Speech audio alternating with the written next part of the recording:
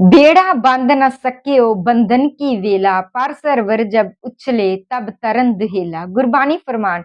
ਭਾਵ ਕਿ ਜਦੋਂ ਤੁਹਾਡੇ ਕੋਲ ਚੰਗਾ ਸਰੀਰ ਹੈ, ਚੰਗਾ ਦਿਮਾਗ ਹੈ ਔਰ ਤੁਹਾਡੇ ਕੋਲ ਪੈਸਾ ਹੈ, ਤੁਸੀਂ ਬਹੁਤ ਜ਼ਿਆਦਾ ਆਪਣਾ ਪਬਲਿਕ ਨੈਟਵਰਕ ਬਣਾ ਸਕਦੇ ਹੋ। ਅਫਸੋਸ ਕਿ ਜਦੋਂ ਲੋਕਾਂ ਕੋਲ ਇੰਨੀ ਪਾਵਰ ਹੋਣ ਦੇ ਬਾਵਜੂਦ ਵੀ ਉਹ ਲੋਕ ਸਿਰਫ ਕੁਝ ਕੁ ਮੌਜ ਮਸਤੀ ਜਾਂ ਆਪਣੇ ਫਰੈਂਡ ਸਰਕਲ ਤੱਕ ਜਾਂ ਆਪਣੇ ਘਰ ਦੇ ਕੰਮਾਂ ਤੱਕ ਸੀਮਿਤ ਰਹਿੰਦੇ ਨੇ, ਤਾਂ ਆਉਣ ਵਾਲੇ ਸਮੇਂ ਦੇ ਵਿੱਚ ਉਹ ਲੋਕ ਬਹੁਤ ਜ਼ਿਆਦਾ ਪਛਤਾਉਂਦੇ ਨੇ। ਪਰ ਜੋ ਲੋਕ ਇਹ ਗੱਲ ਸਮਝ ਜਾਂਦੇ ਨੇ ਕਿ ਇਹ ਰੱਬ ਵੱਲੋਂ ਦਿੱਤਾ ਹੋਇਆ ਸਾਨੂੰ ਤੋਹਫਾ ਹੈ, ਗਿਫਟ ਹੈ, ਇੱਕ ਤੰਦਰੁਸਤ ਸਰੀਰ ਔਰ ਇੱਕ ਸੋਹਣਾ ਦਿਮਾਗ, ਤਾਂ ਉਸ ਦਿਮਾਗ ਦੀ ਔਰ ਇਸ ਸਰੀਰ ਦੀ ਚੰਗੀ ਵਰਤੋਂ ਕਰਦੇ ਨੇ, ਤਾਂ ਜੋ ਜਦੋਂ ਉਹ ਬਜ਼ੁਰਗ ਅਵਸਥਾ ਵਿੱਚ ਜਾਂਦੇ ਨੇ ਜਾਂ ਜਦੋਂ ਉਹ 40-45 ਸਾਲ ਦੀ ਉਮਰ ਵਿੱਚ ਹੋ ਜਾਂਦੇ ਨੇ, ਤਾਂ ਉਹਨਾਂ ਨੂੰ ਉਹ ਜੋ ਕਮਾਈ ਉਹਨਾਂ ਨੇ ਜਵਾਨੀ ਦੇ ਵਿੱਚ ਕੀਤੀ ਹੁੰਦੀ ਹੈ ਉਹਦਾ ਫਲ ਮਿਲਦਾ ਹੈ। ਪਰ ਅੱਜ ਦੇ ਸਮੇਂ ਦੇ ਵਿੱਚ ਲੋਕ ਜਵਾਨੀ ਦੇ ਨਸ਼ੇ ਵਿੱਚ, ਪੈਸੇ ਦੇ ਨਸ਼ੇ ਵਿੱਚ, ਸੋਹਣੇ ਰੰਗ ਰੂਪ ਦੇ ਨਸ਼ੇ ਦੇ ਵਿੱਚ ਇਹ ਜੋ ਸਮਾਂ ਹੈ ਉਹ ਗਵਾ ਰਹੇ ਨੇ,